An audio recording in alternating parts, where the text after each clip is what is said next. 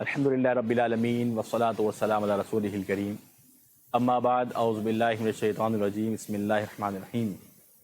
معزز سامعین نظام، السلام علیکم ورحمۃ اللہ وبرکاتہ۔ الافہام کی جانب سے میں ہوں حافظ ابو الجنہ شیخ۔ آج الحمدللہ تراویح کے اندر ہم نے سورہ مریم، سورہ طٰہٰ اور سورہ انبیاء مکمل کی ہے۔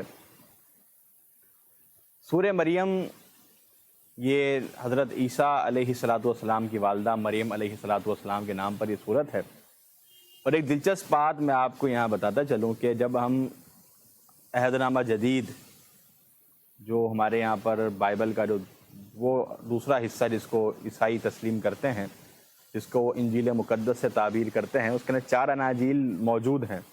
اس میں ایک انجیل لوکا ہے۔ تو جب ہم اس کا ابتدائی حصہ پڑھتے ہیں اور سورہ مریم کو پڑھتے ہیں تو ہمیں کافی مماثلت محسوس ہوتی ہے، اور جب دونوں کو پڑھتے ہیں تو واقعی میں جو نجاشی بادشاہ کے سامنے جب یہ سورہ مریم پڑھی گئی ہے، جب حضرت جعفر طیار رضی اللہ تعالیٰ نے اس سورت کو نجاشی کے دربار میں پڑھا ہے تو سننے کے بعد اس نے یہی کلمات کہے کہ یہ تو وہی باتیں ہیں، یہ تو وہی الفاظ ہیں جو حضرت عیسیٰ علیہ السلام پر نازل ہوئے ہیں، اور یہ کلام نبوت میں سے ہیں۔ تو اس نے یہ بات اس موقع پر کہی ہے۔ تو ہم دیکھتے ہیں تو مضامین کے لحاظ سے اور انداز کے لحاظ سے کافی مماثلت پائی جاتی ہے۔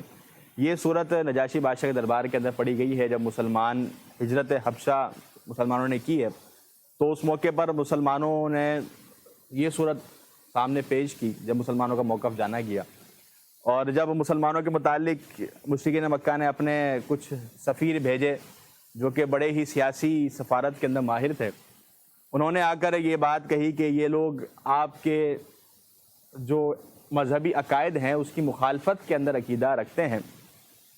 تو اگلے دن پھر دوبارہ دربار لگا اور پھر سوال کیا گیا کہ حضرت عیسیٰ علیہ السلام کے متعلق تمہارا کیا عقیدہ ہے؟ تو اس موقع پر جو مسلمانوں کا جو عقیدہ ہے وہ حضرت جعفر طیار رضی اللہ تعالیٰ نے سامنے بیان کیا۔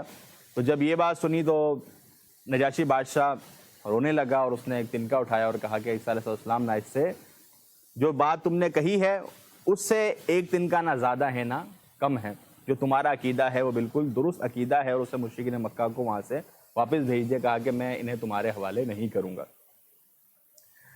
سورت کی ابتدا حضرت زکریا علیہ السلام کی دعا سے ہو رہی ہے کہ وہ اللہ رب العالمین سے دعا کر رہے ہیں، اور دعا کا انداز بھی بڑا پیارا ہے۔ کہا قال رب انی وہن العظم منی واشتعل الرأس شیبا ولم اکن بدعائک رب شقیا۔ کہا کہ اے اللہ، بال سفید ہو چکے ہیں، ہڈیاں کمزور ہو چکی ہیں، لیکن عقیدہ وہ وہی کا وہی پختہ ہے کہ جب بھی تجھ سے مانگا جائے تو نا امید نہیں لوٹاتا ہے، تو مایوس نہیں کرتا ہے۔ جب بھی تیری طرف میں نے ہاتھ اٹھائے ہیں تو نے میری دعا کو قبول کیا ہے۔ آپ دعا کرتے ہیں اور اللہ رب العالمین سے اولاد کی طلبگاری کی درخواست کرتے ہیں، پھر آپ کو حضرت یحییٰ علیہ السلام کی بشارت دی جاتی ہے، اور نشانی کے طور پر کہا جاتا ہے کہ آپ لوگوں سے اس موقع پر کلام نہیں کریں گے، آپ اشاروں کے اندر گفتگو کریں گے، اور یہ بطور نشانی تھا۔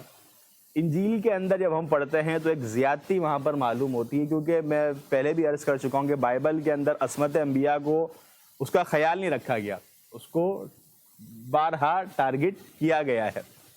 تو حضرت عیسیٰ علیہ السلام حضرت یحییٰ علیہ السلام کے متعلق، حضرت زکریا علیہ السلام کے متعلق انہوں نے سبھی کے متعلق ہی بڑی خراب باتیں کی ہیں۔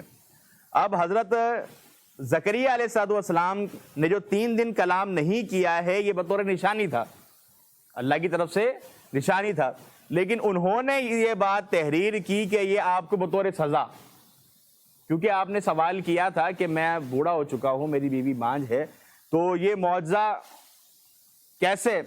تو جب یہ سوال جو آپ نے کیا ہے، کہ ظاہر سی بات انسان حیرت کے اندر پڑ جاتا ہے، تو قرآن نے اس بارے میں بطور سزا یا کوئی اس طرح کی بات ذکر نہیں کی، نہ ہی انبیاء کرام کو یہ ان کی شان کے خلاف اس سوال کو قرار دیا۔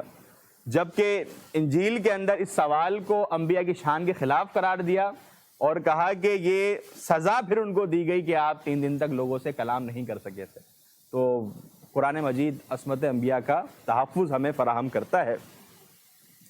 آگے حضرت عیسیٰ علیہ السلام کی موزانہ پیدائش کا تذکرہ ہے کہ حضرت جبریل امین انسانی شکل کے اندر حضرت مریم علیہ السلام کے پاس آئے ہیں اور آ کر کلمے کو القاء کیا ہے آپ کی جانب اور کہا کہ آپ کو اللہ رب العالمین اولاد سے نوازے گا۔ تو وہ کہنے لگی مجھے کسی بشر نے آج تک چھوا نہیں ہے اور میں کوئی بدکارہ نہیں ہوں۔ تو آپ کو کہا گیا کہ یہ اللہ رب العالمین کی مرضی ہے اور اللہ رب العالمین اس بات کے اوپر قادر ہے۔ اور جب پیدائش کا وقت آیا تو آپ کو اس بات کا حکم دیا گیا کہ آپ اس موقع پر خود ہی، ظاہر سی بات ہے ایک کنواری خاتون ہے اور اس طرح کا معاملہ، تو علاقے سے بچتے ہوئے آپ ایک غار میں ایک طرف آپ چلی گئی ہیں اور وہاں پر اللہ رب العالمین نے ایسا انتظام کیا ہوا ہے کہ وہاں پر کھجور کے خوشے بھی موجود ہیں، کھجور پکنے کا وہ وقت ہے۔ آپ کو یہی تعلیم دی گئی کہ آپ کھجور اس موقع کے اوپر کھائیں اور اللہ رب العالمین کی نعمتوں سے محظوظ رہیں۔ اور جب وہ وقت آیا کہ جب حضرت عیسیٰ علیہ السلام کی ولادت ہوئی ہے، ولادت ہونے کے بعد جب آپ بچے کو لے کر آئی ہیں، حضرت عیسیٰ علیہ السلام کی جہاں ولادت ہوئی ہے یہ اس علاقے کو بیت لحم کہا جاتا ہے اور آج بھی وہاں پر ایک چرچ عیسائیوں نے بنایا ہوا ہے اور اس کا نام ہے چرچ آف نیٹیوٹی۔ وہاں پر وہ غار موجود ہے جہاں پر حضرت عیسیٰ علیہ السلام کی پیدائش ہوئی تھی۔ اور مزے کی بات ہے کہ وہاں پر سال کے اندر 3 مرتبہ کرسمس منایا جاتا ہے، کیونکہ عیسائیوں کے اندر بھی اختلاف ہے اس چیز کے بارے میں کہ حضرت عیسیٰ علیہ السلام کی پیدائش کب ہوئی ہے۔ اس حوالے تفصیلی ایک ویڈیو بھی ہم نے الافہام کے اوپر ریکارڈ کروائی ہے، تو کبھی آپ دلچسپی ہو تو ضرور اس کو دیکھ سکتے ہیں، جس میں کرسمس کے حوالے سے پوری تفصیلی معلومات دی ہوئی ہے۔ تو اب جب آپ اس بچے کو لے کر آئی ہیں تو اس موقع پر خصوصاً جو یہودی حضرات تھے وہ بہت زیادہ مخالفت کے اندر تھے، تو انہوں نے طرح طرح کے سوالات کرنا شروع کیے۔ تو آپ نے چونکہ خاموشی کا ایک چپ کا روزہ رکھا ہوا تھا تو آپ نے بچے کی جانب اشارہ کر دیا، فاشارت الی، کہ آپ کے تمام سوالوں کے جواب یہ بچہ دے گا۔ تو وہ سب کے سب کہنے لگے کیف نکلم من کان فی المہد صبیا، کہ ہم ایسے بچے سے کلام کیسے کریں جو کہ ابھی گود کے اندر ہے، ایک بچہ جو کہ ابھی نوزائیدہ ہے، ابھی پیدا ہوا ہے، اس سے ہم کلام کیسے کریں؟ تو ابھی وہ یہ بات کر رہے ہیں کہ حضرت عیسیٰ علیہ السلام بول پڑے ہیں کہ قال انی عبد اللہ آتانی الکتاب وجعلنی نبیا، کہ میں اللہ کا بندہ ہوں، اللہ رب العالمین نے مجھے کتاب عنایت کی اور مجھے اللہ رب العالمین نے نبی بنایا ہے۔ تو یہاں پر جو ہم نے ایک بات سورہ آل عمران کے شروع میں کی تھی، آپ کو یاد ہوگا، محکم اور متشابہ کے متعلق، کہ کچھ آیات محکم ہیں، کچھ متشابہ ہیں۔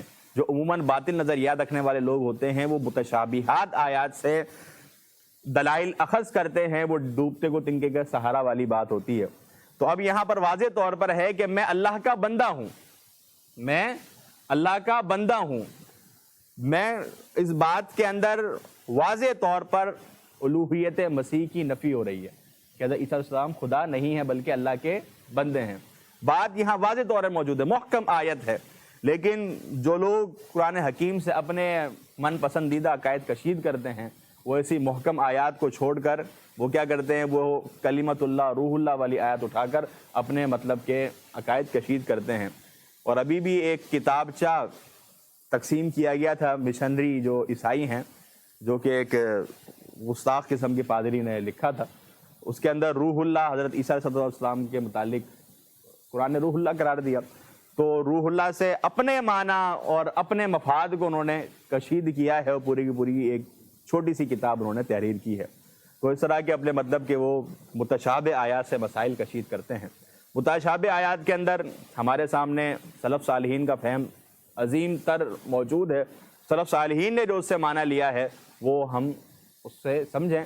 ایسا نہیں ہو سکتا کہ ایک معنی قرآن و سنت کا سلف صالحین نہ سمجھے ہوں اور ہم اس کو آج سمجھ رہے ہوں، ایسا نہیں ہے۔ جس طرح ہمارے ہاں بہت سے مسلمان بھی بہت سی آیات اٹھاتے ہیں اور اس سے اپنا معنی کوٹ کر دیتے ہیں، اپنا مسئلہ یا اپنی کوئی عبادت ثابت کرنے کی کوشش کرتے ہیں۔ تو بات یہ ہے کہ 1400 سال کے اس دور کے اندر آج سے کسی محدث کو، کسی فقیہ کو، کسی صحابی کو اسلاف میں سے کسی کو بھی یہ آیت سمجھ میں نہیں آئی جو آج تمہیں سمجھ میں آ رہی ہے. تو جب ہم یہ سلف صالحین کو پیمانہ بنا لیں گے تو ہم کبھی انشاءاللہ گمراہ نہیں ہوں گے. ہم سیدھی باتیں کریں کہ آپ جو اس سے مسئلہ نکال رہے ہیں, جو آپ اس سے عبادت یا فضیلت ثابت کر رہے ہیں, کیا سلف میں سے کسی نے ثابت کی ہے؟ وہ دکھائیں. ثابت کی ہے تو پھر بات آگے چلے گی, نہیں تو اگر آپ کا خود ساختہ معنی ہے کہ 14 سال میں اس سے یہ معنی کسی نے نہیں سمجھا ہے, آپ سمجھ رہے ہیں, تو آپ کی بات کی کوئی بکت, کوئی حیثیت نہیں ہے. اچھا جی, آگے ابراہیم علیہ السلام کے متعلق تذکرہ بیان ہوا. اس صورت کے اندر 6 رکوع ہیں. 2 رکوع کے اندر حضرت یحییٰ علیہ السلام اور حضرت عیسیٰ علیہ السلام کی پیدائش کا تذکرہ ہے. آگے حضرت ابراہیم علیہ السلام کو اپنے والد کو جو انہوں نے توحید کی دعوت دی, اس کا ذکر کہ انہوں نے اپنے والد کو دعوت دی کہ آپ ایسے لوگ, ایسے معبودوں کی عبادت کر رہے ہیں جو نہ سنتے ہیں, نہ دیکھتے ہیں, نہ وہ کسی قسم کا کوئی فائدہ پہنچاتے ہیں. اور کہنے لگے, ابا جان میرے پاس جو علم آیا ہے میں چاہتا ہوں کہ آپ اس سے بہرہ ور ہوں اور آپ سیدھی راہ کے اوپر چلیں اور آپ شیطان کی عبادت نہ کریں, کیونکہ شیطان جو ہے وہ اللہ رب العالمین کا نافرمان ہے. تو جب آپ اپنے والد کو یہ تبلیغ کر رہے ہیں, لیکن والد محترم ہم پیچھے بڑھ کر آئیں کہ نہیں ماننے والے, بلکہ یہ کہہ رہے ہیں کہ میری نظروں سے دور ہو جا, نہیں تو تجھے میں رجم کر دوں گا, پتھر مار مار کے تیری جان لے لوں گا, تو میری نظروں سے دور ہو جا.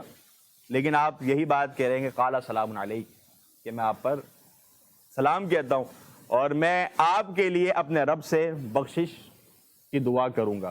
جو ہم پیچھے پڑھ کر آئے کہ آپ نے پھر بخشش کی دعا کا جو وعدہ اپنے والد سے کیا تھا, اسی لیے آپ نے بخشش کی. اب کسی مشرک کے لیے, کسی کافر کے لیے بخشش کی دعا کرنا درست نہیں ہے. اچھا جی, آگے بیان کیا گیا انبیاء کرام کا تذکرہ ہوا, انبیاء کرام کے نام. تو آگے فرمایا کہ انبیاء کرام نے دین کی, نماز کی, اللہ رب العالمین کے احکامات کی دعوت دی, لیکن کیا ہوا کہ فخلف من بعدہم خلف اضاعوا الصلاۃ واتبعوا الشہوات فسوف یلقون غیا, کہ انبیاء کرام نے اللہ کے دین کی طرف بلایا, دعوت دی, تکلیفیں برداشت کی, اللہ کے دین کے لیے آزمائشیں, مصائب, مسائل سب کو برداشت کیا, لیکن اللہ کے دین کو آگے پہنچایا. لیکن معاملہ کیا ہوا کہ ان کے بعد ایسے ناخلف لوگ پیدا ہوئے جنہوں نے نمازوں کو ضائع کر دیا اور اپنی شہوات اور اپنی خواہشات کے پیچھے لگ گئے, اور فرمایا گیا کہ عنقریب وہ جہنم کی وادی کے داخل ہونے والے ہیں. آگے فرمایا جنت کے وارث یہ متقی لوگ ہیں جو تقوی اختیار کرتے ہیں. رمضان کا مہینہ تقوی کے حصول کے لیے ایک بہترین پریکٹسنگ ٹائم ہے, اس کو یوٹیلائز کریں. آگے پل صراط کا تذکرہ, یہ ایک پل ہوگا جو کہ جہنم کے اوپر قائم ہوگا, ہر شخص کو اس کے اوپر سے گزرنا ہے. اب کوئی بجلی کی مانند, تیز و تند ہوا کی مانند, کوئی گھوڑے کی رفتار سے, کوئی بھاگتے ہوئے, کوئی دوڑتے ہوئے, کوئی گھسڑ کے زخمی ہو کر اس پل سے گزرے گا. یہ پل بال سے زیادہ باریک اور تلوار سے زیادہ تیز ہوگا, اور یہ اہل سنہ والجماعت کا عقیدہ ہے کہ یہ پل حقیقتاً موجود ہے اور روز قیامت یہ ہوگا اور سب کو اس کے اوپر سے گزرنا ہے. ہمارے یہاں کچھ جدید ذہن کے لوگ ہیں, وہ یہ کہتے ہیں جی اس پل کی کوئی حقیقت نہیں ہے, اس پل کی کوئی حقیقت نہیں ہے, بلکہ یہ قرآن و حدیث کے اندر ایک تشبیہاً بات ہوئی ہے. اس سے مراد دنیا کے اندر ہونے والے مسائل ہیں کہ تم میں سے ہر ایک شخص کو مسائل سے گزرنا ہے. پل صراط کو کس سے کہہ رہے ہیں کہ پل صراط کے اوپر سے نہیں گزرنا, بلکہ اس کا مطلب یہ ہے کہ تم نے دنیا کے اندر مسائل سے گزرنا ہے. تو یہ ہمارے یہاں کچھ جدید محققین اور یہ پیش کرتے ہیں, تو یہ بات ان کی درست نہیں ہے. پل صراط کا فہم سلف صالحین نے اخذ کیا ہے, اور یہ اپنے حقیقی معنی کے اندر ہے. کیفیت کیا ہے, کیسے ہوگی, غیبی امور میں سے اللہ جانتا ہے. جتنا بتایا گیا ہمیں اس کے اوپر ایمان لانا چاہیے, اور بجائے اس کے کہ ہم اس کے اوپر بحث کریں, ہم اللہ سے دعا کریں کہ اللہ رب العالمین ان تمام مراحل سے ہمیں بخوبی کامیابی سے اللہ گزار دے. یہ بڑی اس کی نوازش ہم فقیروں کے اوپر ہوگی, ہم عرضداروں کے اوپر ہوگی. اللہ رب العالمین اگر یہ کرم ہمارے اوپر فرما دے گا تو بجائے اس بحث کرنا پڑنا عذاب قبر کے اوپر یا پل صراط کے اوپر بے جا کی تعویلیں کرنا, اس کے بجائے اپنے دامن کو ہم بچائیں. یہ غیبی امور ہیں, اللہ رب العالمین جب یہ معاملات آیا تو ہمارے ساتھ آسانی کا معاملہ فرمائے. سورت کے شروع کرنے چونکہ حضرت یحییٰ علیہ السلام اور حضرت عیسیٰ علیہ السلام کا تذکرہ ہوا, تو آخر کے اندر بات ہوئی کہ لوگ کہتے ہیں کہ اللہ رب العالمین نے بیٹا بنا لیا ہے، اللہ رب العالمین نے بیٹا بنا لیا ہے۔ کہا کہ یہ لوگ بہت ہی بری بات کہتے ہیں، نہایت غلط بات کہتے ہیں، اور یہ ایسی بات ہے کہ جس بات کے کہنے کے بعد آسمان نہ پھٹ جائے، زمین نہ پھٹ جائے، اور یہ بڑے بڑے پہاڑ یہ ریزہ ریزہ نہ ہو جائیں، ایسی بات ہے کہ اللہ کے لیے ایسی بات کہہ دی ان لوگوں نے، اور بڑے دھڑلے سے کہہ رہے ہیں اور آئے روز اپنی عبارتوں کے اندر بیان کر رہے ہیں، جبکہ اس قدر سخت جملہ ہے کہ آسمان پھٹ جائے، زمین پھٹ جائے، پہاڑ پارا پارا ہو جائے۔ تو اللہ رب العالمین کے لیے لائق نہیں ہے کہ اللہ رب العالمین اپنے لیے اولاد بنائے، اللہ اس چیز سے پاک ہے۔ سورت کے آخر کے اندر بیان کیا گیا کہ یہ قرآن متقین کے لیے ہدایت ہے، ایک نصیحت ہے، لہٰذا اس سے نصیحت حاصل کی جائے۔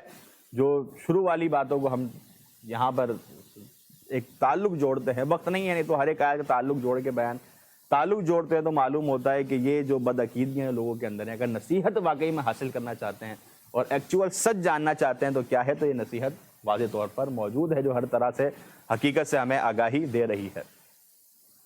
اور اہم بات یہ بھی ہے کہ جو ہمارے یہاں زیادہ تر جو مسیحیوں کے عقائد کی خرابی پیدا ہوئی ہے، بعد میں پولس نامی ایک شخص نے ان کے اندر بدعقیدگیاں زیادہ شامل کی، جبکہ جب ہم اناجیل کا مطالعہ کرتے ہیں تو ہمیں وہاں پر کوئی بدعقیدگی جو آج ان کے اندر موجود ہے اس طرح کی چیزیں نہیں ملتی ہیں۔ نہ عیسیٰ علیہ السلام نے جو تعلیم دی اس کے اندر کہیں یہ تعلیم نہیں کہ میں خدا کا بیٹا ہوں یا میں 3 میں سے 1 ہوں، اس طرح کی کوئی بات ہمیں وہاں نظر نہیں آتی۔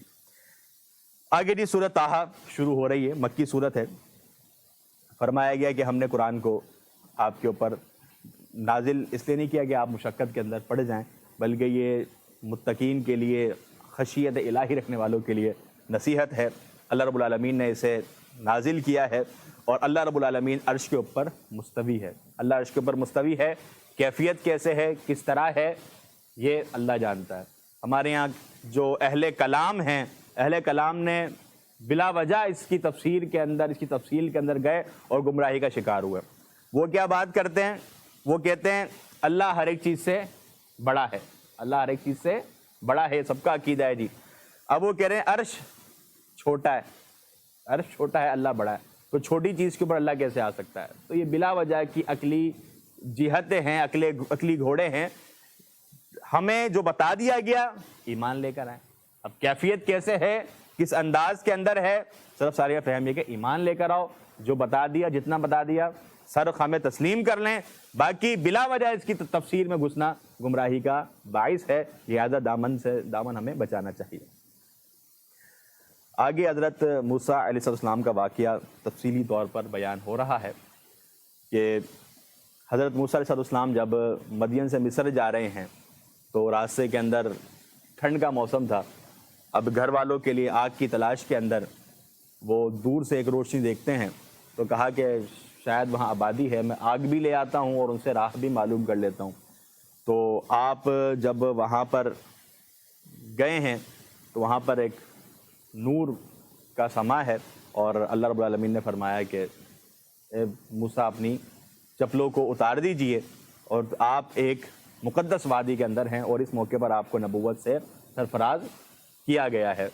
اور یہ جو مقام ہے، عیسائیوں نے اس مقام پر انہوں نے اجتہاد کر کے ایک مقام کہا کہ یہ وہ مقام ہے جہاں پر یہ پورا معاملہ پیش آیا ہے، اور انہوں نے مصر کے اندر ایک کیتھرائن نام کا چرچ وہاں پر بنایا ہوا ہے، اور وہاں پر انہوں نے ایک درخت بھی تصویر اس کی وہ دیتے ہیں اور اس کو منسوب کرتے ہیں۔ وہ کہتے ہیں کہ یہ وہی درخت ہے جس درخت پر سے اللہ رب العالمین کی آواز حضرت موسیٰ علیہ السلام نے سنی تھی، اور وہ یہی بات کہتے ہیں کہ یہ درخت تب سے لے کر آج تک ہرا کا ہرا ہی ہے، یہ آج تک سوکھا نہیں ہے، یہ آج تک مردہ نہیں ہوا، تب سے لے کر آج تک یہ درخت ویسا کا ویسا ہی ہے۔ تو یہ کچھ باتیں وہ کرتے ہیں اور ان کا یہ ذہن ہے۔ باہر کیف آپ کو نبوت سے سرفراز کیا گیا ہے، اور 2 بنیادی باتیں تفصیلاً ہم پیچھے کر کے آ چکے ہیں، مختصراً لیتے ہوئے بات آگے چلائیں گے کہ بنی اسرائیل کو نجات دینی ہے، فرعون کو دعوت حق پہنچانی ہے، اور نشانی کے لیے دو چیزیں دی گئی۔ کہا کہ اے موسیٰ تیرے ہاتھ میں کیا ہے؟ کہا کہ میرا عصا ہے، میں اس سے اپنے جو مویشی ہیں ان کے لیے میں پتے جھاڑ لیتا ہوں، اور اس کے ساتھ میرے لیے کافی سہارا ہے یہ لاٹھی. حکم دیا گیا کہ اس کو پھینکو. جب پھینکی تو وہ اژدہے کے اندر تبدیل ہو گئی. کہا کہ جب موسیٰ علیہ السلام خوف محسوس کرنے لگے, یہ خوف طبعی ہے, جب خوف محسوس کرنے لگے تو حکم دیا گیا کہ پریشان نہ ہو, اس کو ذرا دوبارہ پکڑیں. جب دوبارہ پکڑا تو وہ اپنی اصلی حالت کے اندر دوبارہ عصا بن گیا ہے. اور پھر دوسرا معجزہ کہ اپنے ہاتھ کو اپنی جیب میں اپنی بغل میں داخل کرو, جب نکالو گے تو وہ چمک رہا ہوگا. تو یہ 2 معجزات دے کے آپ کو بھیجا ہے فرعون کی طرف. تو آپ نے دعا کی کہ اللہ میرے سینے کو کھول دو. بڑی یہ زبردست دعا ہے کہ رب اشرح لی صدری ویسر لی امری واحلل عقدۃ من لسانی یفقہوا قولی. کہ اگر آپ دیکھتے ہیں کہ آپ کو گفتگو کے اندر پریشانی کا سامنا ہے, یا آپ کی زبان کے اندر لکنت ہے, یا کسی قسم کا آپ کو پریشانی کا سامنا ہے اپنی معافی ضمیر کو معافی بیان میں لانے میں, تو اللہ رب العالمین سے یہ دعا لازمی کریں. یہ دعا انسان کو کرتے رہنا چاہیے. میں اپنی بتاؤں, میرے ساتھ ایک معاملہ تھا کہ میں ایک گھبراہٹ والی لکنت تھی میری زبان کے اندر. کچھ الفاظ ایسے تھے جو میں ادا نہیں کر پاتا تھا. تو ہمارے استاد نے مجھے یہ دعا پڑھنے کا مشورہ دیا, تو میں اپنی ذاتی بات بتا رہا ہوں. تو یہ جب دعا پڑھی تو الحمدللہ اس کے فضل سے آپ کے سامنے ہی بات ہے کہ الحمدللہ گفتگو ایک بہتر طرز کے اندر الحمدللہ کر لیتا ہوں. تو یہ چیزیں ہیں کہ یہ دعائیں بڑی فائدہ دیتی ہیں. اگر انسان کی زبان کے لکنت ہے, یا وہ چاہتا ہے کہ اللہ رب العالمین اس کے سینے کو علم کے لیے کھول دے, تو وہ اس دعا کو لازمی و ضروری طور پر پڑھے, کثرت کے ساتھ اس کا ورد کرے. اچھا جی, آگے حضرت موسیٰ علیہ السلام نے اللہ سے دعا کی کہ کیونکہ آپ کی زبان میں ایک لکنت تھی اور آپ کی زبان اتنی فصیح نہیں تھی, تو آپ نے کہا کہ آپ میرے بھائی کو میرا ساتھی بنا دیں. ہارون میرا بھائی ہے, تو اس کو میرا ساتھی بنا دیں, تاکہ ہم جب جائیں گے تو اس کی زبان کے اندر فصاحت اور بلاغت موجود ہے. تو جب وہ میرے ساتھ ہو جائیں گے تو اس کی وجہ سے ایک بہت اچھی سپورٹ مجھے مل جائے گی. تو آپ کے ہمراہ آپ کے بھائی کو نبوت سے سرفراز کیا جاتا ہے, اور ہارون علیہ السلام حضرت موسیٰ علیہ السلام کے ساتھ مل کر فرعون کے دربار کے اندر جاتے ہیں. اللہ رب العالمین نے اس احسان کا تذکرہ کیا جو کہ اللہ رب العالمین نے موسیٰ علیہ السلام پہ کیا. یہ آپ کے اوپر ایک عظیم احسان یہ ہوا کہ جب آپ کی پیدائش ہوئی ہے, کیونکہ فرعون بنی اسرائیلیوں کے بچوں کو قتل کر رہا ہے, بچیوں کو چھوڑ رہا ہے, تو وہ بچوں قتل اس انداز میں کرتا تھا کہ 1 سال قتل کرتا تھا اور 1 سال چھوڑتا تھا. تو حضرت ہارون علیہ السلام کی پیدائش اس سال ہوئی جس سال بچے وہ قتل نہیں کرتا تھا. لیکن جب حضرت موسیٰ علیہ السلام کی پیدائش ہوئی ہے اس سال ہوئی جب بچوں کو قتل کیا جاتا تھا. تو آپ کی والدہ نے آپ کو ایک صندوقچے کے اندر رکھا ہے اور آپ نے پانی کے سپرد کر دیا ہے, اور آپ کی بہن کی ذمہ داری لگائی کہ آپ دیکھیں کہ یہ صندوق کہاں جا رہا ہے. پھر وہ صندوق تیرتا ہوا دربار فرعون کے کنارے لگتا ہے, دربار اٹھا لیتے ہیں. تو حضرت موسیٰ علیہ السلام خوبصورت ہیں, فرعون بے اولاد ہے, تو اس کی بیوی کہتی ہے کہ یہ بچہ خوبصورت ہے, اس کو ہم پال لیتے ہیں, اس کو اپنا بچہ بنا لیتے ہیں. تو تفصیل انشاءاللہ سورہ قصص کے اندر بھی آئے گی. تو بڑی کوشش کی جاتی ہے کہ حضرت موسیٰ علیہ السلام دودھ پی لیں, لیکن تمام دائیاں جو ہیں وہ ناکام ہو جاتی ہیں, آپ کسی کا دودھ نہیں پیتے ہیں. پھر حضرت موسیٰ علیہ السلام کی جو بہن ساتھ ساتھ جا رہی ہوتی ہے وہ کہتی ہے کہ میں ایک خاتون کو جانتی ہوں جو کہ حضرت موسیٰ علیہ السلام کو دودھ پلا سکتی ہیں, میں ایسی دائیا کو جانتی ہوں. پھر کہا کہ لے کر آئیں ان کو.